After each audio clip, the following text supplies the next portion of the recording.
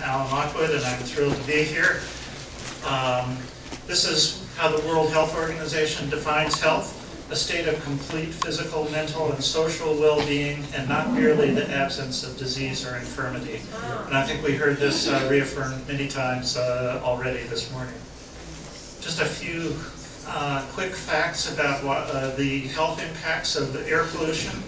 Respiratory disease is now the third leading cause of death in the United States, with over 140,000 deaths per year due to asthma, emphysema, bronchitis, and cancer.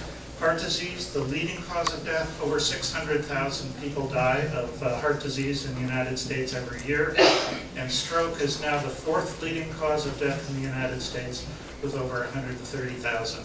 Also not on the list, diabetes, and possibly Alzheimer's disease.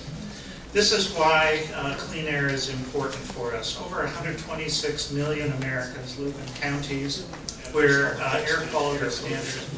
So where does ozone come from? Ozone is formed by a chemical reaction of oxides of nitrogen and organic compounds that are in the atmosphere in the presence of sunlight. And these NOx come from on-road vehicles, non-road equipment, electricity generation, and fossil fuel combustion. Really, the bottom line is burning fossil fuels at high temperatures is what causes oxides of nitrogen. This is a map that shows the ozone levels in the United States on August 12, 2002. We already heard about this unfortunate county in California, but all up and down the eastern coast where coal-fired power plants exist, and the oxides of nitrogen and combined with traffic exhaust contribute to the formation of ozone. This is a relatively new technology that's being brought to bear on looking at environmental contaminants. This is a satellite-derived particulate matter concentration map of the United States, and you can see around major metropolitan areas, particularly along the Mississippi and Ohio River valleys, where the majority of the old coal-fired power plants exist, are primary sources of particulate matter in the U.S.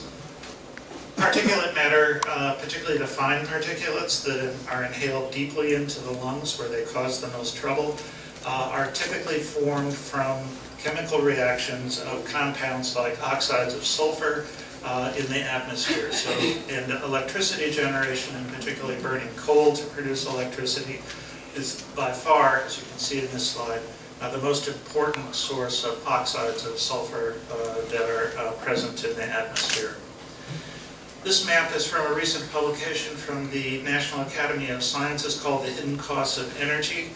Each one of these large circles here represents a coal-fired power plant, and the largest circles are associated with $500 million of adverse health effect damages from each of those power plants.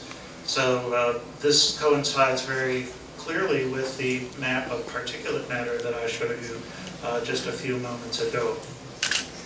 A relatively recent publication by the Environmental Protection Agency, as mandated by Congress, projects the annual health effects avoided by the Clean Air Act with the 1990 amendments between now and into the future.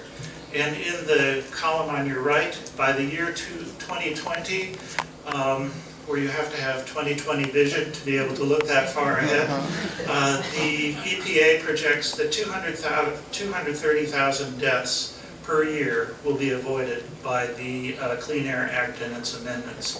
Ozone mortality reduced by 7,000, 17 million lost days at work avoided.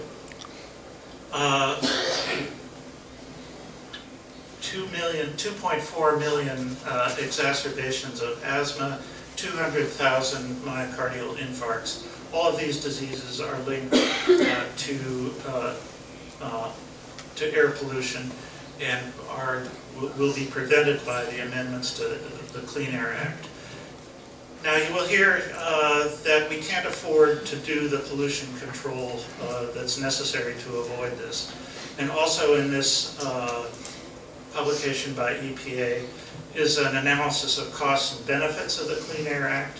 And as you can see here, by 2020, The projected costs per year are somewhere around $65 billion per year to adhere to the provisions of the Clean Air Act.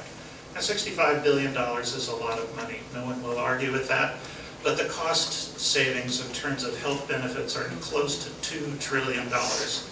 So one of the things that we can think about is we can balance the budget, or help balance the budget, by cleaning up the air and avoiding the cost to the federal government that are incurred through Medicare and Medicaid programs where the $2 trillion comes into play.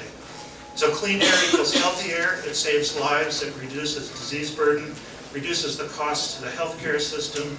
If it was listed separately as an individual cause of death in the United States, air pollution would be in the top 10 causes of death. The EPA and the Clean Air Act lead the way to improving air quality. It's essential to defend them. It's the right thing to do. Thank you.